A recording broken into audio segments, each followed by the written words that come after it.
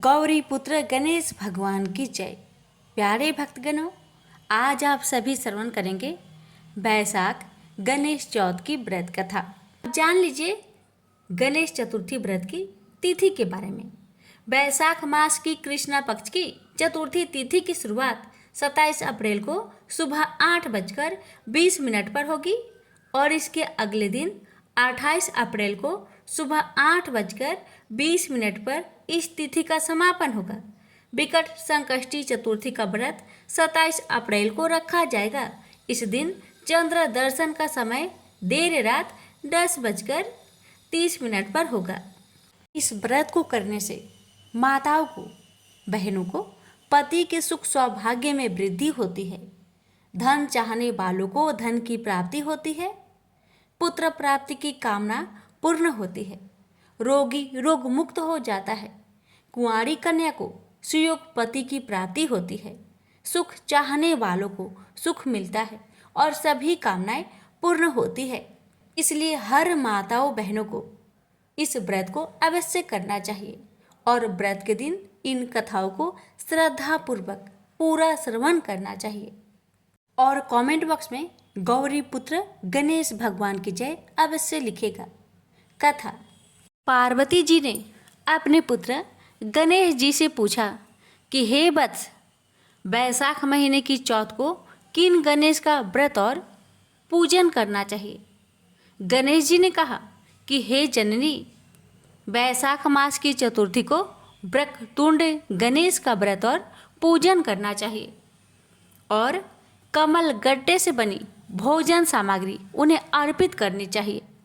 इस तिथि के व्रत की एक कथा मैं आपको सुनाता हूँ। पूर्व काल में राजा रत्नीदेव के राज्य में धर्मकेतु नामक एक ब्राह्मण रहता था। उसके सुशीला और चंचला नामक 2 स्त्रियां थीं। धार्मिक विचारों वाली सुशीला सदा व्रत और उपवास किया करती थी, किंतु चंचला कोई भी व्रत उपवास नहीं करती थी। सदा श्रृंगार कर सुंदर बनी रहती थी। उसके एक पुत्र हुआ और सुशीला के सुंदर सी कन्या हुई। चंचला ने पुत्र की खुशी में प्रसन्न हो सुशीला से कहा, तू सदा व्रत उपवास करती रहती है, फिर भी तेरे कन्या का उत्पन्न हुआ है और मैं कभी भी व्रत उपवास नहीं करती, फिर भी मेरे सुंदर पुत्र उत्पन्न हुआ है। अपनी सौत के मुख से यह बात सुनकर सुशीला बहुत दुखी हुई और बड़ी श्रद्धा और भक्ति से गणेश जी को उसने याद किया। गणेश जी ने उसे स्वप्न में दर्शन देकर कहा कि तेरी कन्या के मुख से मोती आदि रत्न निकला करेंगे और बहुत शीघ्र तेरे घर एक सुंदर पुत्र उत्पन्न होगा।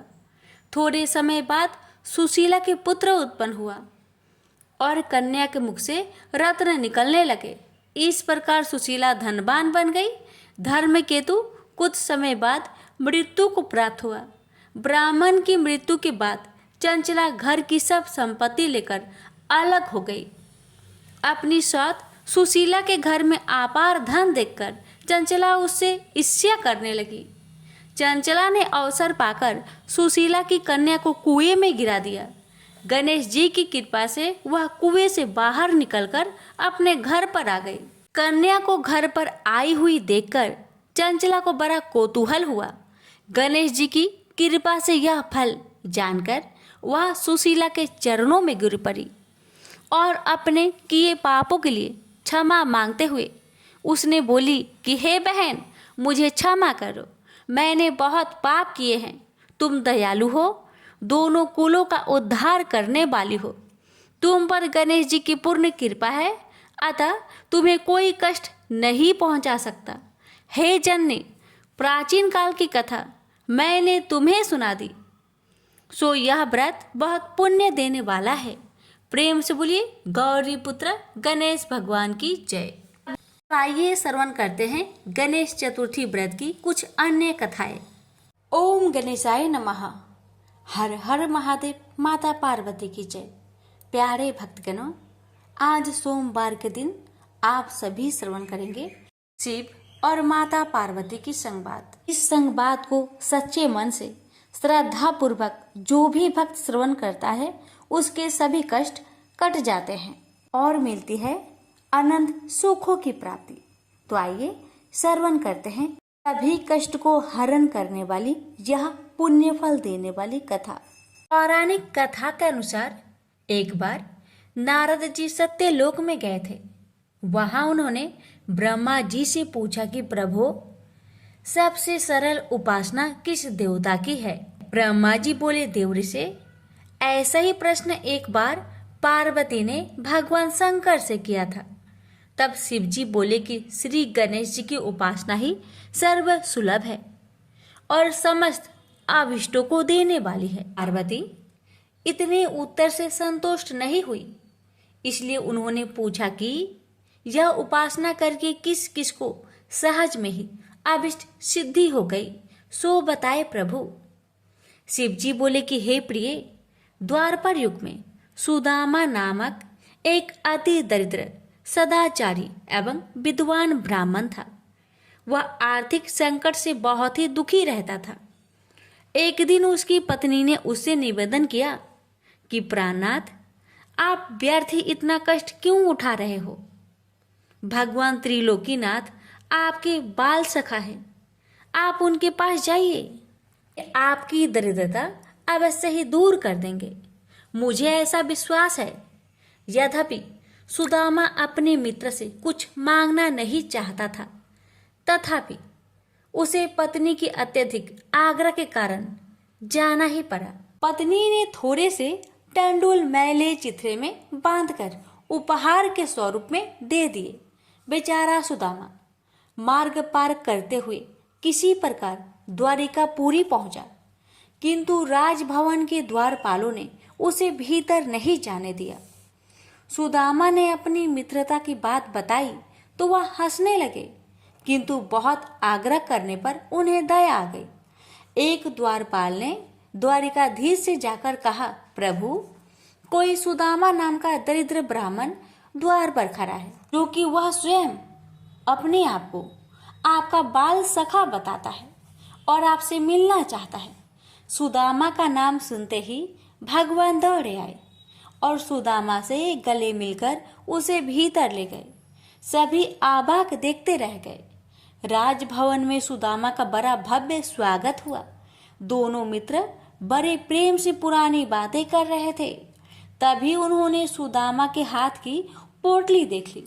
सुदामा उसे छिपाने लगा तो भगवान ने उसे झटपट खोला और कुछ चावल खाकर बोले कि यह तो बड़े स्वादिष्ट है मित्र, ऐसे अमृतम पदार्थ को मुझसे छिपाते हो? शायद भाभी ने भेजे हैं, लगता है अब भी तुम्हारी आदत गई नहीं है। फिर दोनों ओर से कुशल प्रश्न हुआ। सुदामा ने सर्व कुशल बताते हुए अपनी दरिद्रता की बात कही, जिसे सुनकर श्री कृष्ण ने पूछा कि मित्र, तुम गणेश्वर की पूजा करते हो क्या? यदि उन प्रभु को प्रसन्न कर लो तो सभी कामनाएं पूर्ण हो जाएगी। सुदामा ने पूछा कि यह गणेश्वर कौन है, इनकी पूजा का विधान क्या है? तब भगवान बोले कि गणेश्वर उन परम ब्रह्मा परमात्मा का ही नाम है, जो अनादि अनंत सर्वस्वर एवं परम पूजनीय है। ब्रह्मा विष्णु और शिव भी उन्हीं के अनुशासन पर रहकर सृष्टि की रचना, पालन और लय करते हैं। वे ही प्रभु एकमात्र उपासनीय एवं सर्व कामदाता है। समस्त देवता, ऋषि मुनि एवं वेदज्ञ ब्राह्मण उन्हीं गणेश जी की उपासना में सदैव लगे रहते हैं। तुम भी उन्हीं का पूजन और व्रत करो। सुदामा ने पूछा कि गणेश जी का व्रत कब करना चाहिए, उनके ध्यान, पूजन, वृंदांत को कैसे किया जाता है, ये भी कहिए। कृष्ण बोले कि हे सखा, तुम इनका व्रत किसी भी मास की चतुर्थी में कर सकते हो, अथवा बैसाखी पूर्णिमा, कार्तिकी पूर्णिमा या अन्य किसी पुण्य अवसर पर करो। यदि मंगल, शुक्र या रविवार के दिन करो तो भी शुभ है। प्रातःकाल स्नान आदि से निवृत्त होकर व्रत का संकल्प लेना चाहिए। फिर तिल और आंवले के चूर्ण का उपटन लगाकर पुनः स्नान करें। एक स्नान प्रदोष काल में और भी कर ले तो अति उत्तम माना जाता है। स्नान के पश्चात स्वास्तिक वाचन, पुण्य वाचन एवं नव ग्रहों का पूजन करें। धरती को गोबर से लिपकर चौक पोरे और चौकी रखकर उस पर कलश स्थापना करें। फिर गणेश जी की धातु की या मिट्टी की मूर्ति स्थापित कर षोडशोपचार से पूजन करें। नैवेद्य में उत्तम घृत आदि के साथ निर्मित मोदक रखें। यदि यह संभव ना हो तो समस्त उपचार मानसिक भी हो सकते हैं। हे मित्र, भावना सर्वोपरि है, इसलिए पूजन में भक्ति भाव भी विशेष फलदायक होता है। यदि श्रद्धा हो तो पूजन कार्य संपन्न होने पर ब्राह्मणों को भोजन कराए और यथाशक्ति दक्षिणा दे। सबके अंत में अपने परिवारजनों एवं पत्नी, पुत्र आदि के साथ बैठकर स्वयं भोजन करे। यह व्रत का विधान तुम्हें मैंने बता दिया है। मामा ने पूछा कि इस व्रत को पहले किसने किया था? तब श्री कृष्ण ने इसके उत्तर में कहा कि एक बार प्रलय के पश्चात सृष्टि की उत्पत्ति होनी थी, परंतु ब्रह्मा जी को अनेक विघ्नों का सामना करना पड़ा। तब ब्रह्मा जी ने गणपति का ही पूजन किया और उनसे शक्ति प्राप्त करके सृष्टि रचना का कार्य संपन्न किया। हे सखा, मुझे भी दुष्ट दलन करके धर्म संस्थापनार्थ अवतार लेने की शक्ति उन्हीं गणाधीश्वर से प्राप्त हुई है। मैं तो प्रति शुक्रवार में गणेश जी का व्रत किया करता हूँ। यह सुनकर सुदामा बड़ा प्रसन्न हुआ और उसने यथाचित वृत्ति से प्राप्त होने वाले द्रव्य से वही गणेश जी का पूजन संकल्प किया और श्री कृष्ण का परामर्श से उन्हीं के साथ आराधन कर प्रसाद ग्रहण किया। फिर उसने भगवान से घर जाने की अनुमति मांगी। जब सुदामा जाने लगा तब श्री कृष्ण उसे बहुत दूर तक पहुंचाने गए। फिर सुदामा के आग्रह से अपने भवन लौट आए। उधर सुदामा अपने घर को शीघ्रता से चल पड़ा। तभी मार्ग में मणि नामक एक धनी व्यापारी से उसकी भेंट हुई। रात्रि में सुदामा जहाँ ठहरा था वही व्यापारी भी आ ठहरा, किंतु जब वह प्रगाढ़ निंद्रा में था तब चोरों ने उसका सारा धन चुरा लिया।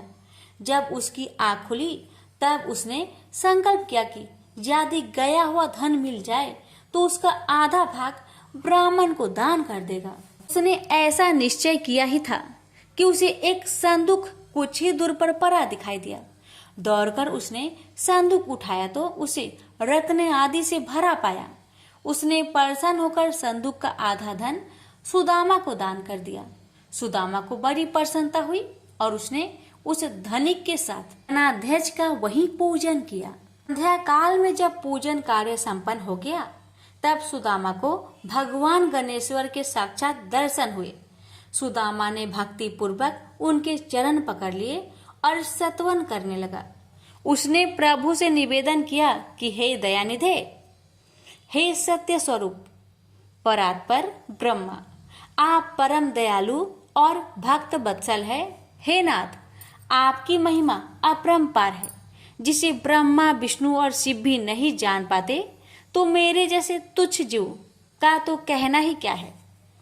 हे प्रभु, आप सर्वशक्तिमान की स्तुति के लिए सार्थक शब्दों का भी तो मुझे ज्ञान नहीं है। हे दीनबंधो, मुझ पर दया कीजिए। आपको बारंबार नमस्कार है, नमस्कार है। गणेश जी ने प्रसन्न होकर सुदामा के मस्तक पर अपना वरद हस्त फेरते हुए कहा कि हे वृषश्रेष्ठ, वर मांगो, मैं तुम पर बहुत प्रसन्न हूँ। सुदामा ने हाथ जोड़कर कहा, करुणा सिंधु, जब आप सर्व ऐश्वर्यमय की मुझ पर पूर्ण कृपा है तो फिर क्या मांगू। हे नाथ, यदि आप प्रसन्न है तो मुझे अपनी अनन्य भक्ति प्रदान करे। बस यही मेरे लिए अत्यंत श्रेष्ठ वर होगा। गणेश्वर एवं मस्तु कहकर तर ध्यान हो गए। उस समय वह धनिक भी वहां उपस्थित था। उसने सुदामा से गणेश जी के पूजन और महात्म्य संबंधी कुछ बातें पूछी और फिर उसने स्वयं भी श्री गजानन का व्रत करने का संकल्प किया। सुदामा पर भगवान गणाध्यक्ष की बड़ी महती कृपा हुई। मामा वहां से चलकर अपने घर पहुंचा तो यह देखकर अत्यंत विस्मय करने लगा, वहां कहीं भी उसकी पर्ण कोठी नहीं है, वरन एवं वैभवशाली भवन खड़ा है जो वहां कभी नहीं था। सुदामा सोचने लगा कि यह क्या हुआ, क्या किसी ने मेरी कुटी तुड़वाकर अपना महल बनवा लिया है, और यदि ऐसा है तो मेरी पत्नी कहाँ गई। सुदामा इस प्रकार चिंता में पड़ा था, तभी उसकी पत्नी ने भवन के भीतर से उसे देख लिया और सेवकों को उसे बुला लाने की आज्ञा दी। जब सुदामा भीतर गया तो उसकी पत्नी ने कहा कि हे नाथ, रात में मैं अपनी पूर्ण कोठी में सोई हुई थी और प्रातः आँख खोलने पर अपने को इस राजसी भवन में पाया। मुझे आश्चर्य है कि यह सब क्या हो गया, इतने दास दासी भी न जाने कहाँ से आ गए हैं। तब सुदामा ने भगवान गणेश जी के प्रसन्न होने का समस्त वृत्तांत अधोपांत सुना दिया। फिर तो वे प्रतिमासी गणेश जी का पूजन करने लगे तथा यह सर्व सुख भोगकर अंत में गणेश लोक को प्राप्त हुए। प्रेम से बोलिए गजानंद भगवान की जय। ओम गणेशाय नमः। प्यारे भक्तगणों, आज आप सभी श्रवण करें गणेश भगवान और चंद्रा देव की कथा।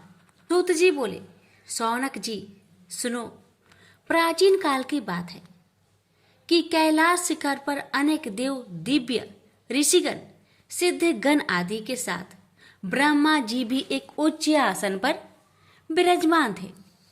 वहीं पर एक अन्य आसन पर भगवान शंकर भी जगत जननी उमा सहित शोभ्यमान थे। उनके निकट ही गणपति और कुमार कार्तिकेय दोनों ही अन्य बालकों के साथ कीड़ा में मग्न थे। शिव जी के हाथ में एक दिव्य फल था। वे सोच रहे थे कि इसे किसे दिया जाए। पार्वती जी से पूछा तो वे कभी कहती कि गणेश को दे दीजिए और कभी कहती कुमार को देना उचित होगा।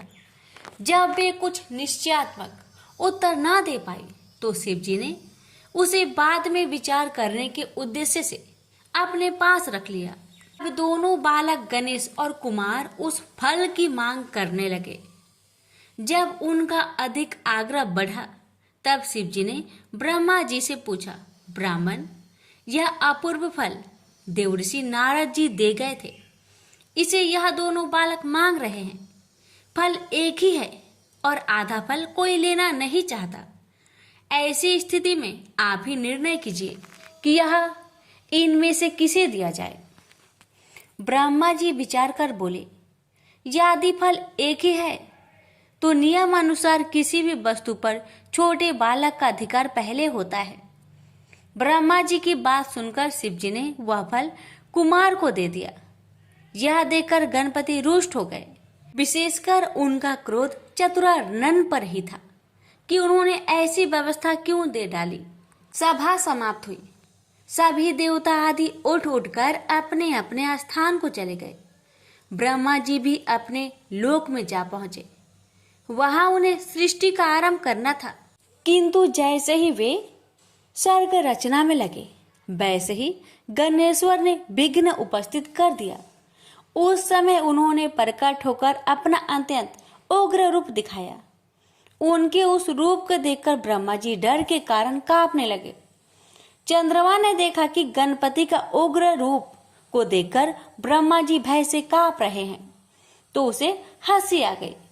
उसके साथ ही चंद्रमा के जो गण उस दृश्य को देख रहे थे वे भी हंस पड़े। यह देखकर भगवान गजानन को क्रोध आ गया और वे चंद्रमा को श्राप देते हुए बोले, मयंक, उन्हें इस समय मेरी हंसी उड़ाकर जो अभद्रता प्रदर्शित की है उसका फल तुझे मिलना ही चाहिए। जा तू किसी के भी देखने योग्य नहीं रहेगा। यदि कोई भूल से भी देख भी लेगा तो अवश्य ही पाप का भागी होगा। इतना कहकर गजमुख अंतर्ध्यान हो गए। उनका श्राप प्राप्त होते ही चंद्रमा श्रीहीन हो गया। उसके तेज में अत्यंत न्यूनता आ गई। इससे वह बहुत व्याकुल हुआ और खिन्नता पूर्वक पश्चाताप करने लगा। देखा, मैं कैसी मूर्खता कर बैठा उन जगदीश्वर के साथ। वे प्रभु तो अनिमादि गुणों से संपन्न, संसार के कारण के भी कारण एवं महाप्रभु है। उनके रुष्ट होने से मैं अदर्शनीय एवं कालाहीन हो गया हूँ। अब इससे छुटकारा पाने के लिए क्या करूं? जब चंद्रमा की समझ में कोई उपाय नहीं आया तो वह तुरंत ही देवराज इंद्र के पास गया, परंतु इंद्र आदि देवता भी उसे नहीं देखना चाहते थे। उन सभी ने अपनी अपनी आंखें झुका ली।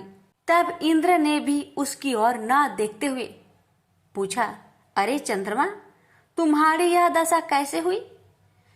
क्या गज कर्ण के श्राप का ही प्रभाव है? यह सब बात स्पष्ट कहो।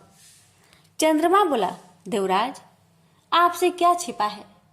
सब कुछ जानते हुए भी अनजान बनकर क्यों पूछ रहे हैं?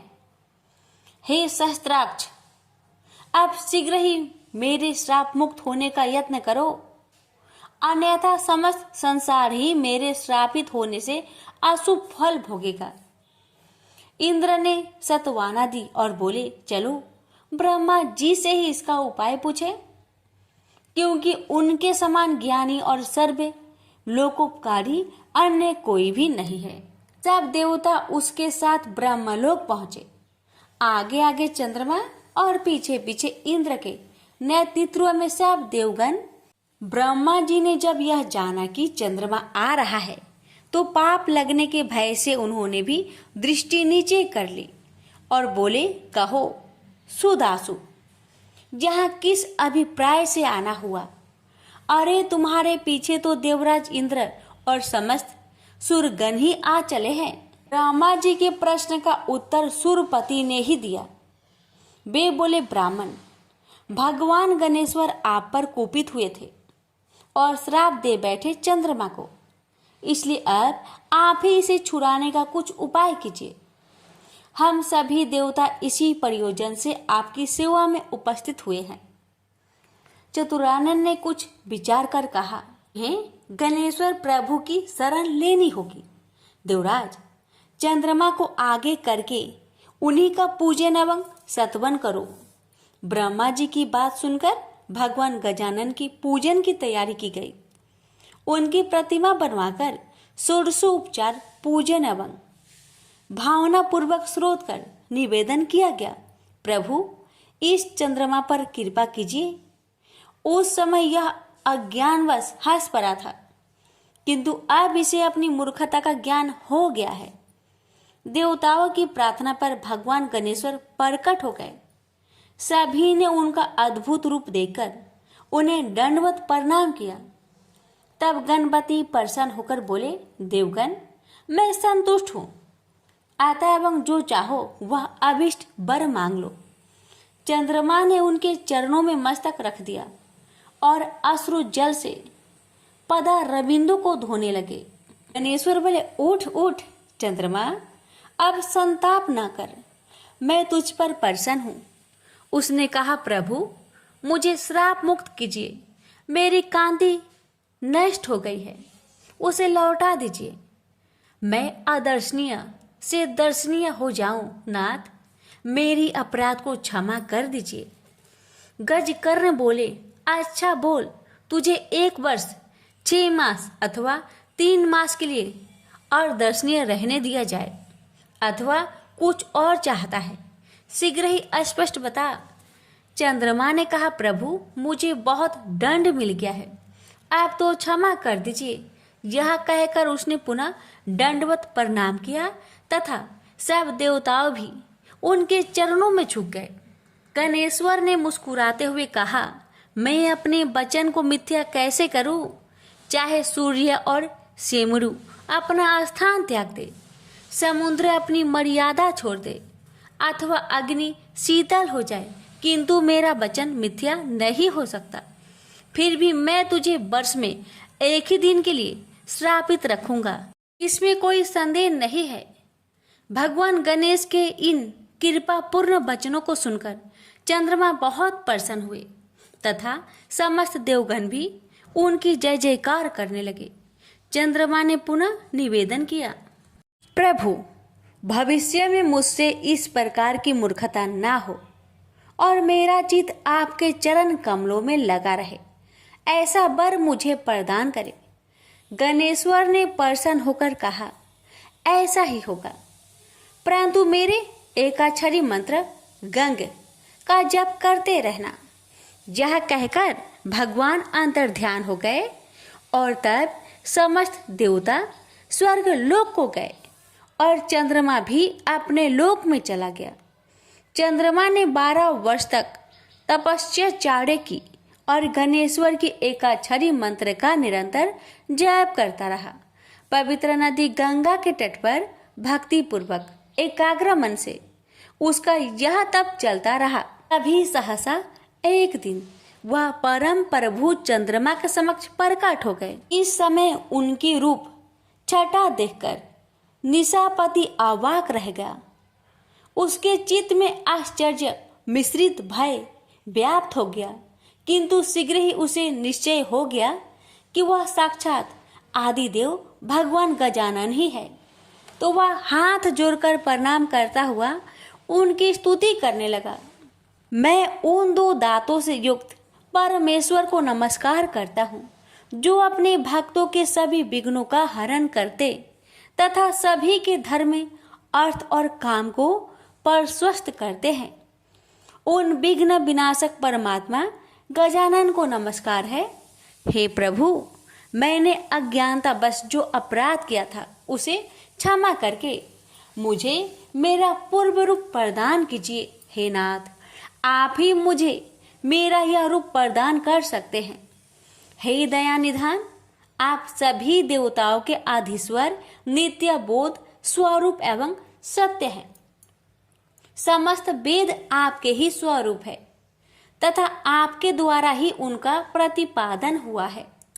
हे देव, यह जगत आपका ही स्वरूप है तथा आप ही साक्षात परम ब्रह्मा है। हे कृपा निधान, विश्व की उत्पत्ति, पालन और प्रलय के भी आप ही एकमात्र कारण है। आपका तिरस्कार कोई नहीं कर सकता। भगवान गजकर्ण ने चंद्रमा की ओर कृपा पूर्ण दृष्टि से देखा और मधुर मुस्कान बिखेरते हुए बोले, चंद्रमा, यह तो मैं पहले ही कह चुका था कि तुम प्रत्येक वर्ष केवल एक दिन के लिए ही अदर्शनीय रहोगे। उस दिन तुम्हें जो कोई भी जाने अनजाने देख लेगा वही बस अभिशाप का भागी बनेगा। इस प्रकार तुम्हारी निष्ठेषता को ऐसे ही लोग बांट लेंगे। कृष्णा पक्ष की चतुर्थी में जो व्रत किया जाए उसमें तुम्हारा उदय पर व्रत करने वाले लोग यदि मेरी और तुम्हारी यत्न पूर्वक पूजा करेंगे तो ही उस व्रत का फल प्राप्त होगा। उस दिन तुम्हारा दर्शन अवश्य करना चाहिए, अन्यथा व्रत का फल नहीं होगा। चंद्रदेव, तुम अब भविष्य में अपने एक अंश से मेरी मस्तक में विराजमान हो जाओ। इससे मुझे तो प्रसन्नता होगी ही, तुम्हारी भी शोभा होगी। प्रत्येक मास के शुक्ला पक्ष की तृतीया में तुम्हारा दर्शन का बड़ा महत्व रहेगा तथा उस दिन अधिकांश स्त्री पुरुष तुम्हारे दर्शन का पुण्य लाभ प्राप्त करते हुए तुम्हें नमस्कार क्या करेंगे। मैं वर देता हूँ कि अब तुम पूर्वतः तेजस्वी, सुंदर एवं वंदनीय हो जाओ। शौनक इस प्रकार वर देकर भगवान गजानन अंतर ध्यान हो गए। प्रेम से बोलिए गणेश भगवान की जय। बुधवार चालीसा। जय गणपति सद्गुण सदन कविवर बदन कृपाल, विघ्न हरण मंगल करण जय जय गिरिजालाल। जय जय गणपति राजू मंगल भरण करण शुभ काजू। जय गज बदन सदन सुखदाता, विश्व विनायक बुद्धि विधाता।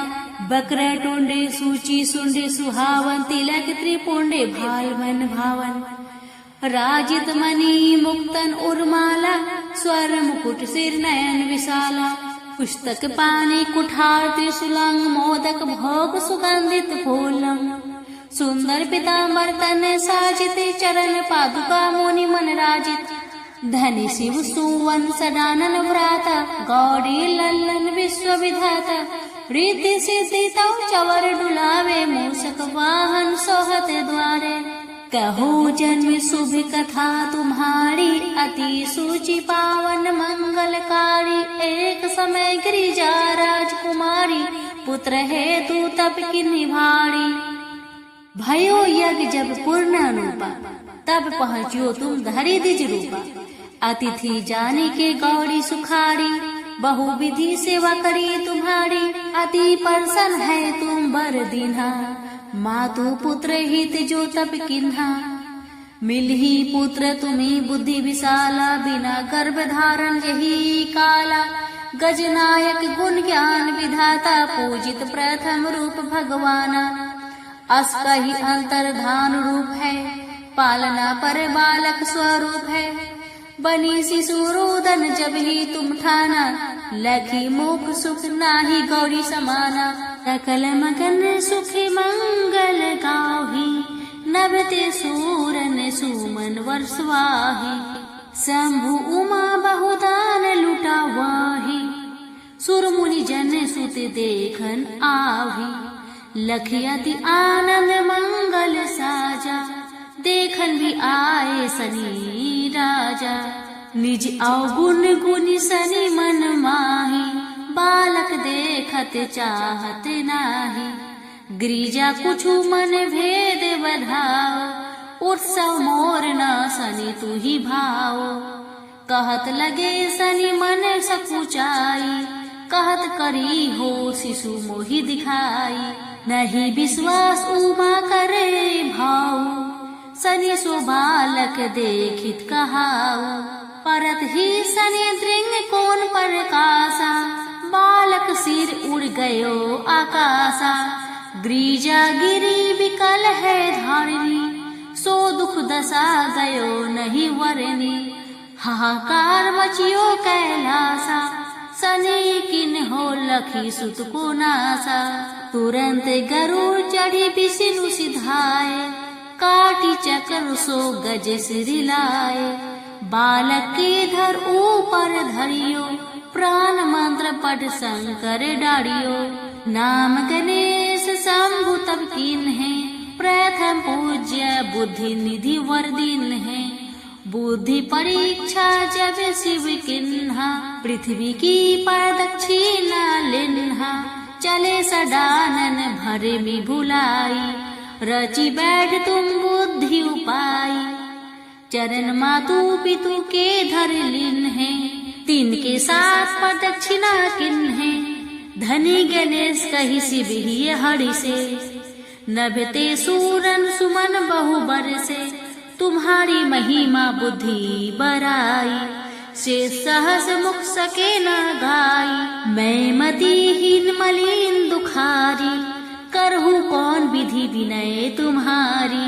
भजत राम सुंदर प्रभु दासा, लाख प्रयास ककरा दुर्वासा।